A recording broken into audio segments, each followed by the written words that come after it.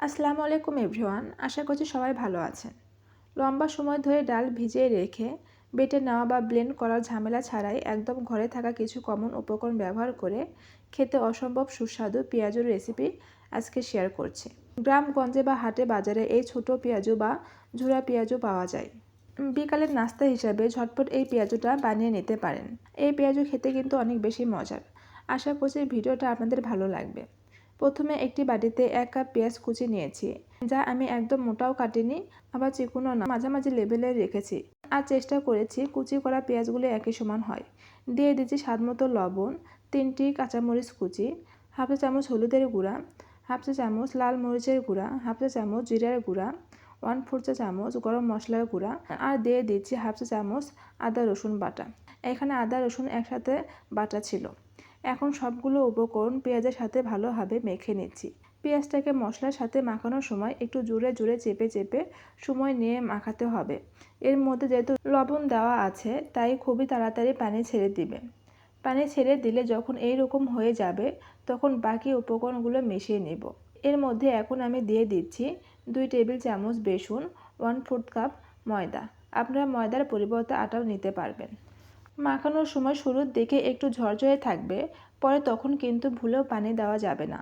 কারণ একটু সময় নিয়ে জোরে জোরে মাখালে এটা আঠালো হতে শুরু করবে। কারণ পেঁয়াজ থেকে যে পানি ছাড়বে এটা দিয়ে মাখানো হয়ে যাবে। আর বাড়তি পানি দিলে পেঁয়াজও হচ্ছে ঠিকই, কিন্তু বেশি সময় ধরে ক্রিস্পি থাকবে না। আমার মাখানো হয়ে গেছে। এখন চেক করে দেখব খুব সহজেই পেঁয়াজের সাইজ দেওয়া যাচ্ছে কিনা। দেখতেই পাচ্ছেন পেঁয়াজের ডোটা সহজে ছাড়ানো যাচ্ছে। এখন পেঁয়াজও ভাজার জন্য রেডি।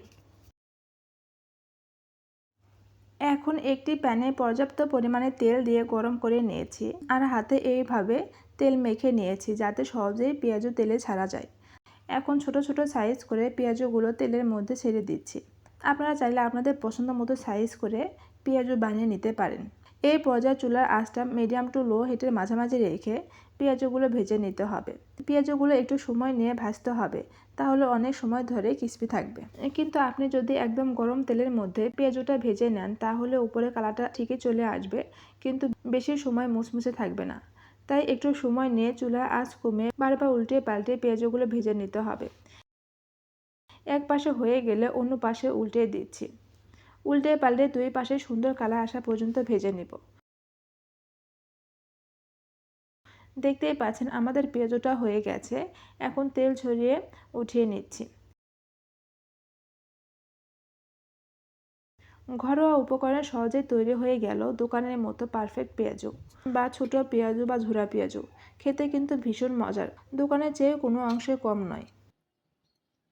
পেঁয়াজুটা কতটা মুচমুচে হয়েছে একটু ভেঙে দেখাচ্ছি। খেতেও যেমন সুস্বাদু আর অনেক বেশি মুচমুচে। রেসিপি ভালো লাগলে লাইক, কমেন্ট ও বেশি বেশি শেয়ার করবেন। আর এইরকম সহজ রেসিপি পেতে আমার পেজে ফলো করে রাখবেন। আজকে এখানেই বিদায় নিচ্ছি। আবার নতুন কোনো রেসিপি নিয়ে হাজির হব।